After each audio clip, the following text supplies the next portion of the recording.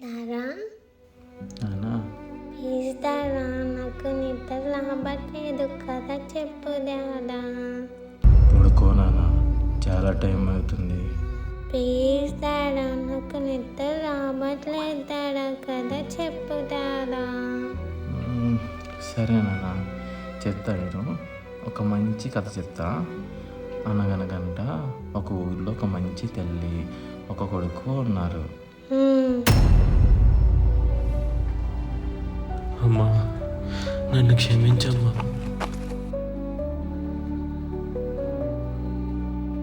నిన్ను ఎంతగానో బాధ పెట్టానమ్మా. నా తప్పు నేను తెలుసుకున్నానమ్మా.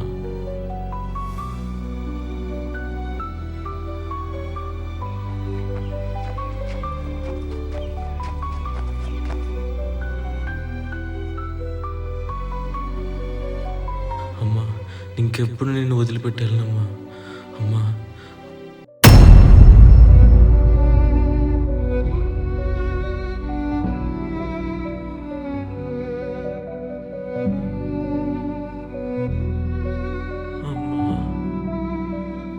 అమ్మా, అమ్మా,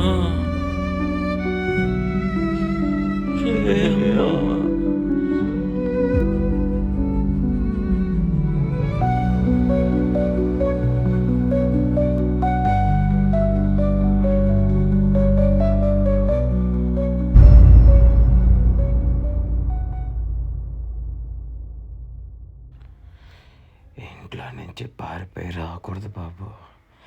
మరి నీకు ఏ సమస్య ఉందో ఏంటో మరి. అమ్మా నాన్న ఉన్నారా?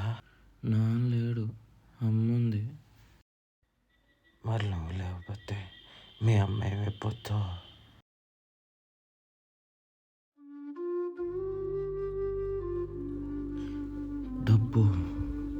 డబ్బు సంపాదించాలి నేను ఎలా అయినా. డబ్బు కావాలి, డబ్బు సంపాదించాలి.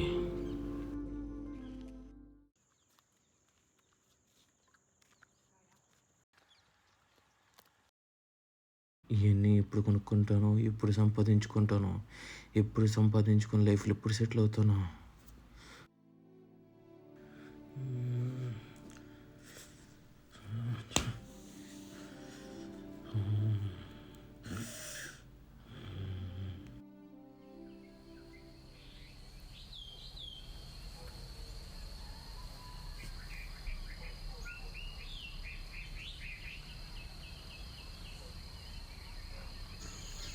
ఏంటి బ్రదర్, నేను డిప్రెషన్లో ఉన్నావా? పాపంగా కనిపిస్తున్నావు. ఏమైనా హెల్ప్ కావాలంటే చెప్తా.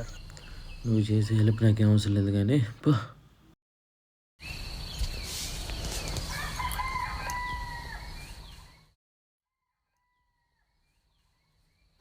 శ్యాము, శ్యాము, లగరా, కాలేజీ టైం అవుతుంది. లేపేసిందిరా బాబు, పొద్దుండే ఏంటి అసలు ఈ సోది.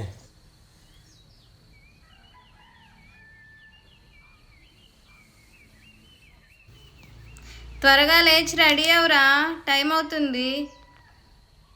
జాగ్రత్తగా వెళ్ళమ్మా కాలేజీకి, చదువుకో బాగా. అరే ఏం చేస్తున్నారమ్మా? ఫోన్ చూస్తున్నారా? సరే కాలేజీకి వెళ్దాంపా. ఒక 5 నిమిషాలు ఆగరా, ఫోటోలు దిగుతున్నా. అరే నాకు ఎవరో ఫోటోలు నేను కూడా దిగుతా. నీకెందుకురా ఫోను? డబ్బులు లేనోడివి. ఫోన్ లేదేం లేదు, కావాలంటే డబ్బులుంటే కొనుక్కో. నేను ఇవ్వనరా నా ఫోను. డబ్బులు లేనోడు నీకెందుకురా ఫోను? అసలు నీతో ఫ్రెండ్షిప్ కూడా చేయకూడదురా. చా,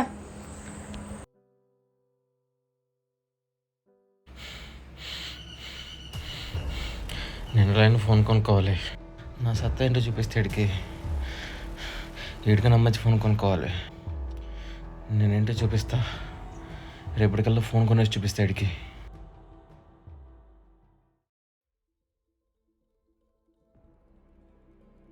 ఆరోగ్యం ఎట్లా ఉంది నీకు? బాగానే ఉంది అమ్మగారు. మరి మన కుటుంబంలో ఆర్థిక విషయాలు, మరి ఆర్థిక పరిస్థితులు ఎలా? అలాగే ఉన్నాయి అమ్మగారు, ఆర్థిక పరిస్థితులు ఏం బాగుంటలేదు, అలాగే ఉంటుంది. మరి మీ అబ్బాయి ఏం చేస్తున్నాడు? చదువుకుంటున్నాడు అమ్మగారు. అన్నాడా మంచిగా ఉన్నాడా? మంచిగా ఏమన్నాడు అమ్మగారు? నేను చెప్పే మాట ఏది వినట్లేదు అమ్మగారు. ఆయన ఇష్టానుసారంగా తిరుగుతున్నాడు, ఆయన ఇష్టానుసారంగా ఉంటున్నాడు అమ్మగారు. నేను చెప్పే మాట ఒక్క మాట కూడా లెక్క చేయట్లేదు అమ్మగారు. మీరు ప్రార్థనలో పెట్టండి కుమారుని గురించి. అవునవును, ఖచ్చితంగా యవనస్తులు కదా, వాళ్ళ వరకు ఖచ్చితంగా ప్రార్థన. చేయండి అమ్మగారు. పని అయిపోయిందండి, వెళ్ళొస్తానండి. మా అబ్బాయి వచ్చే టైం అయింది.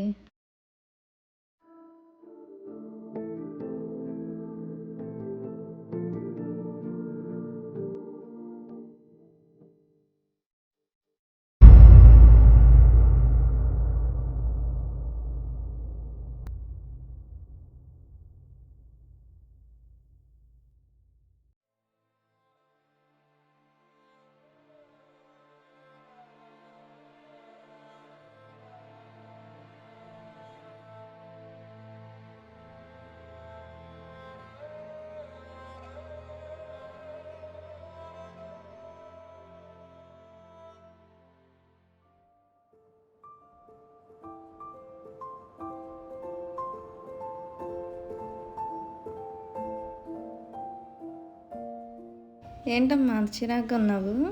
ఏంటమ్మా ఏమైంది? ఎందుకు అంత చిరాగ్గా ఉన్నావు? చెప్పమ్మా, ఏమైంది నాన్న?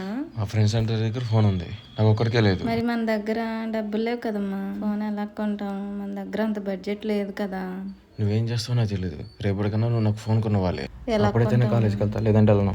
అలా కాదురా నాన్న, ఎలా కొంటాం?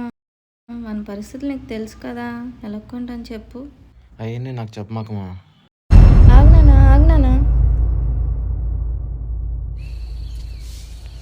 బయలుదేరమ్మా, టైం అవుతుంది కాలేజ్కి. నేను నీకు నిన్న చెప్పాక ఫోన్ కొంటేనే కాలేజీకి వెళ్తా, లేదంటే వెళ్ళను. సరే. ఇదిగోరా నాన్న డబ్బులు.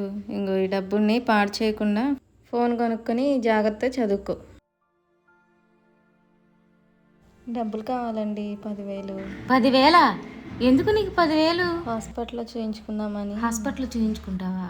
నెల నెల జీతంలో కట్ చేసుకోండి అమ్మగారు. సరే, ఇస్తానైతే. అమ్మగారికి నేను అబద్ధం చెప్పాను, డబ్బులు అబద్ధంగా ఆడి తీసుకుంటున్నాను, క్షమించిన ఆయన ప్రభు. ఇదిగో అడిగావుగా, జాగ్రత్తగా హాస్పిటల్లో చూయించుకో. సరే అమ్మగారు, చాలా థ్యాంక్స్ అమ్మగారు. అరే మామ, చూసావా, నీకన్నా మంచి ఫోన్ కొనుక్కున్నా నేను. ఇప్పుడు కొనుక్కున్నావురా? ఇప్పుడే కొన్నారా? అయినా పోరా, నీతో నాకేంట్రా. అబ్బా, ఈ అందరూ బైక్ కొనుక్కుంటే ఇలాంటి బైక్ కొనుక్కోవాలి. ఎలా అయినా బైక్ కొనాలిరా.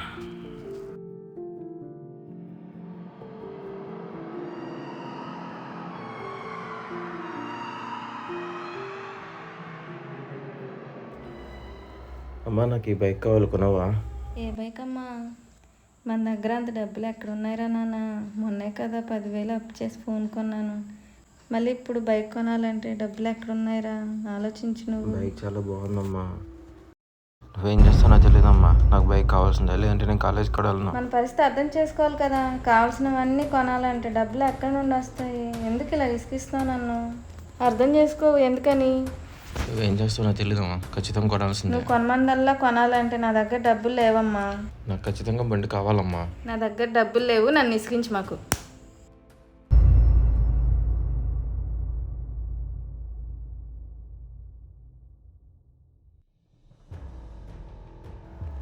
ఒక్క కాలొక కొడుకుని, మా అమ్మకి నన్ను ఎలా చూసుకోవాలో కూడా తెలియట్లేదు. నేను ఇంట్లో నుంచి వెళ్ళిపోతే తెలిసిద్ది మా అమ్మకి.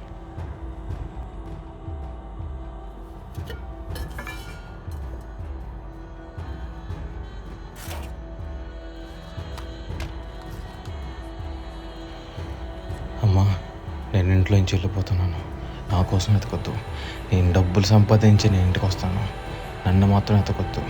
నేను ధనవంతుని అయ్యి ఆ రోజు నేను ఇంటికి వస్తాను, అప్పటి వరకు నేను ఇంటికి రాను. నా గురించి నువ్వు ఆలోచించు మాకు.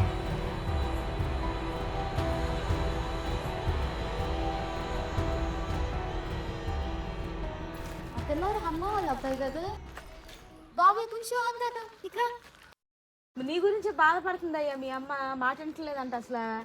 కష్టపడి నీ గురించేగా అంతా చేసుకొని మరి నిన్ను చదివించి ఒక మంచి ప్రయోజకుని చేయడానికే కదా కష్టపడుతుంది. మాట వినాలమ్మా, అమ్మను బాధ పెట్టకూడదు, జాగ్రత్తగా చూసుకోవాలి. పెట్టబాకు సరేనా? సరే అమ్మగారు. ప్రతి ఒక్కరు వచ్చి తలాలు ఇచ్చేవాళ్ళే.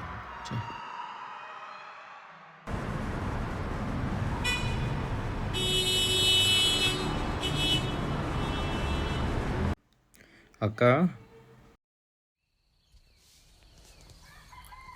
తమ్ముడు, అబ్బాయి కనిపించట్లేదు తమ్ముడు. ఎక్కడికి వెళ్ళిపోయాడు? లెటర్ పెట్టేసి వెళ్ళిపోయాడు.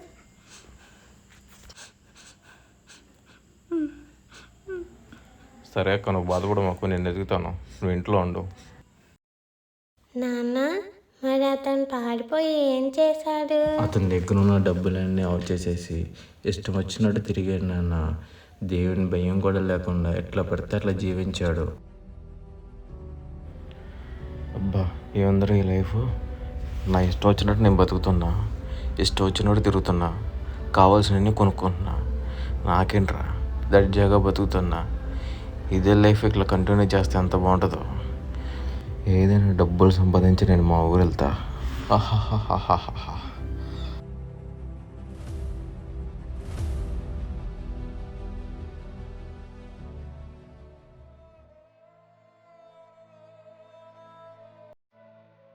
ఒకరోజు రోడ్డు మీద నడుచుకుంటూ వెళ్తుంటే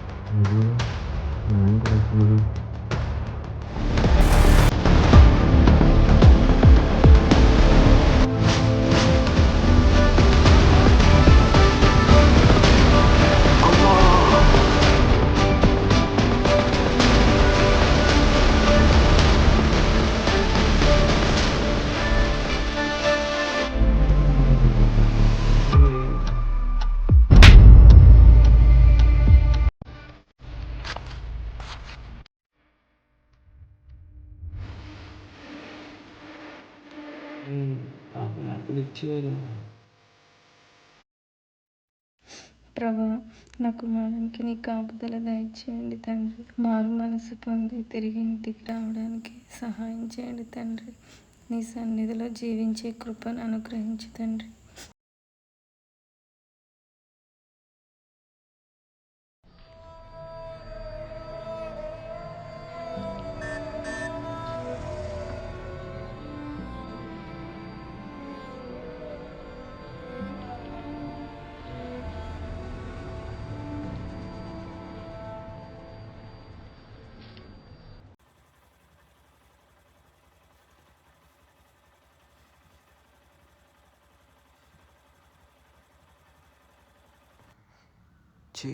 నేనేంటి అడుక్కున్నాడు పక్కన కూర్చున్నాను.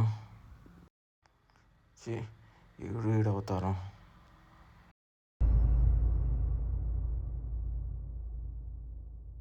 ఏ ఊరు నుంచి వచ్చావు బాబు? నీకెందుకు అడుక్కున్నావుడా? నువ్వేదో బాధలో ఉన్నావని పలకరించలే బాబు. నిన్ను చూస్తుంటే ఇంట్లోంచి పారిపోయి వచ్చినట్టుండా. ఇంట్లోంచి పారిపోయి వచ్చేసేవేంటి? నీకెందుకురా? కనీసం అన్నమైనా తిన్నావా బాబు? నువ్వేమనుకోనంటే నా దగ్గర కొంచెం అన్నం ఉంది, పెట్టమంటావా? ఇదిగో బాబు, అన్నం తిను. ఎప్పుడు తిన్నావా ఏంటో? మాడుకున్న వాళ్ళకి ఏ పెడతారు బాబు?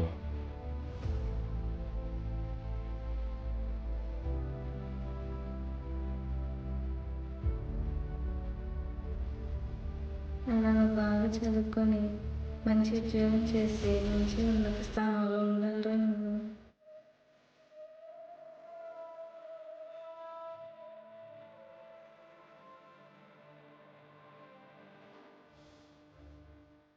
ఇంట్లో నుంచి పారిపోయి రాకూడదు బాబు. మరి నీకు ఈ సమస్య ఉంది ఏంటో మరి? అమ్మ నాన్న ఉన్నారా? నాన్న అమ్మ ఉంది. నువ్వు లేకపోతే మీ అమ్మ ఏమైపోతావు మరి? నాకెందుకులే మళ్ళీ అడుక్కున్నాడు అంటావు మళ్ళీ? ధరం మరి అతను మళ్ళీ వాళ్ళ అమ్మ కోసం ఇంటికి వెళ్ళిపోయాడా? లేదు నాన్న, తన మొహం కూడా వాళ్ళ అమ్మకి చూపించలేని స్థితిలో ఉండిపోయాడు. ఇంటికి ఎలా వెళ్ళాలి, తన అమ్మకి మొహం ఎలా చూపించుకోవాలో తెలియక ఇంటికి కూడా వెళ్ళలేదు నాన్న. మరి తర్వాత ఏమైంది? రోజు నడుచుకుంటూ రోడ్డు మీద వెళ్తుంటే అనుకోకుండా చర్చిలోకి వెళ్ళాడు నాన్న.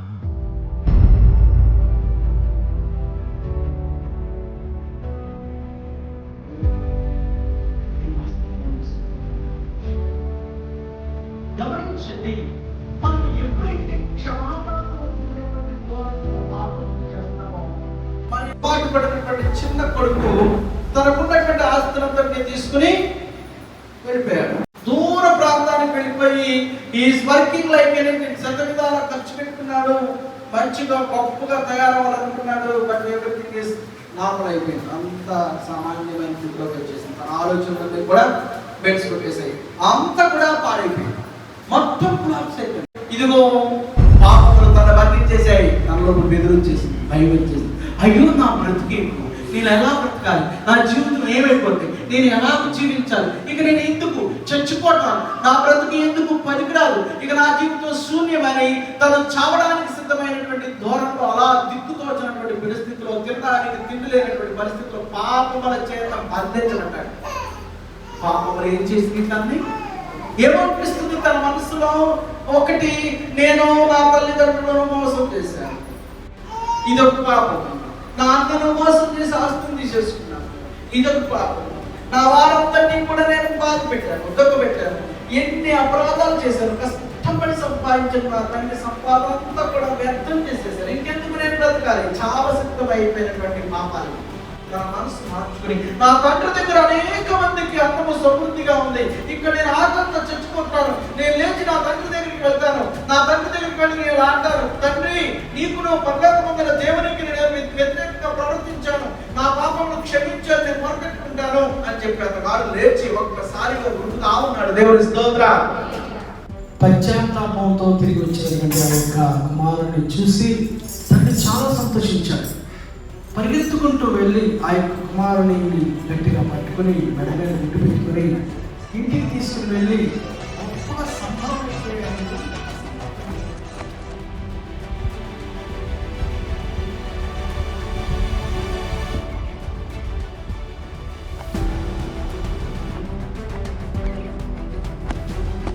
నేను ఇంటికి వచ్చేస్తున్నానమ్మా. అమ్మా నన్ను క్షమించమ్మా, నేను ఎంతగానో బాధ పెట్టానమ్మా, నా తప్పు నేను తెలుసుకున్నానమ్మా, ఇంకెప్పుడు నిన్ను బాధ పెట్టినమ్మా, నన్ను క్షమించమ్మా. నేను ఇంట్లో నుంచి వచ్చేసి చాలా తప్పు చేశానమ్మా, నేను చాలా బాధ పెట్టానమ్మా. అమ్మా ఇంకెప్పుడు నేను వదిలిపెట్టానమ్మా.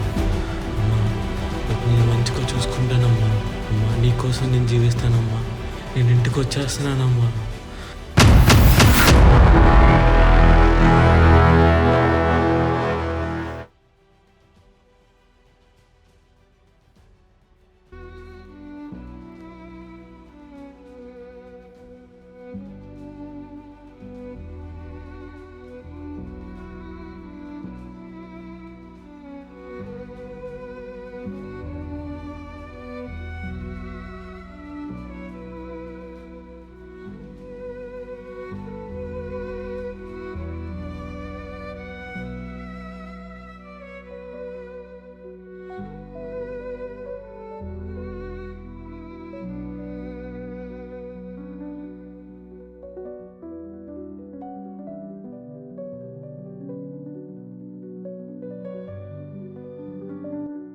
అమ్మా అమ్మా అమ్మా లే అమ్మా, అమ్మా లే అమ్మా, లే అమ్మా.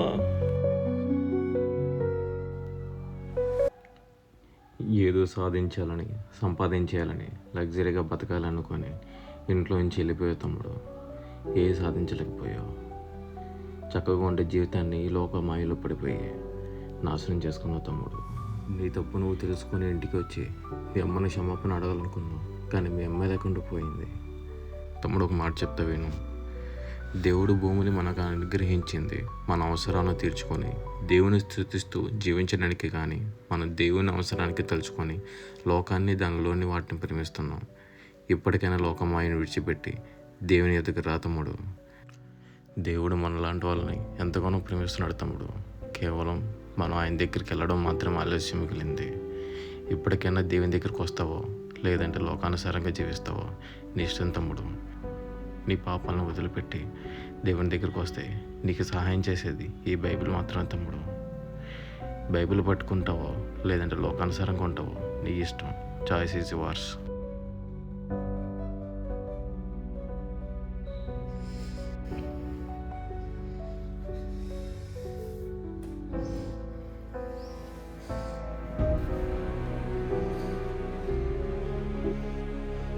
ప్రభువా నన్ను క్షమించయ్యా. నాన్న, మరి అతను ఏమయ్యాడు? ఎలా ఉన్నాడు? అది నేనే నాన్న. ఆ రోజు పట్టుకున్న బైబిల్ ఈ రోజు వరకు వదిలిపెట్టలేదు నాన్న. తప్పిపోయి తన తండ్రి దగ్గరికి తిరిగి వచ్చినటువంటి కుమారుడు తండ్రి ఎదుటను పరలోకమందున్న దేవుని ఎదుటను పాపం చేశానని ఒప్పుకున్నాడు. ఇది బైబిల్లో మనం చూస్తున్నాం. మరి ఈ తప్పిపోయి తిరిగి వచ్చినటువంటి కుమారుడు చెప్పుకోవడానికి తన తల్లి లేదు, ఒప్పుకోవడానికి తన పాపమును ఎవరూ లేరు. ఈరోజు ఈ కుమారుడు చెప్తున్నాడు, నీవు పాపము చేస్తే అది ఏ విధంగానే నిన్ను పట్టుకుంటుంది. ఈ తప్పిపోయి తిరిగి వచ్చిన కుమారుడు తన తల్లిని కోల్పోయినట్టుగా నీ పాపం ద్వారా నువ్వు ఎన్ని కోల్పోవాలో, ఎవరిని కోల్పోవాలో ఆలోచన చేసుకో. దేవునికి దగ్గరగా నడవటానికి సిద్ధపడు.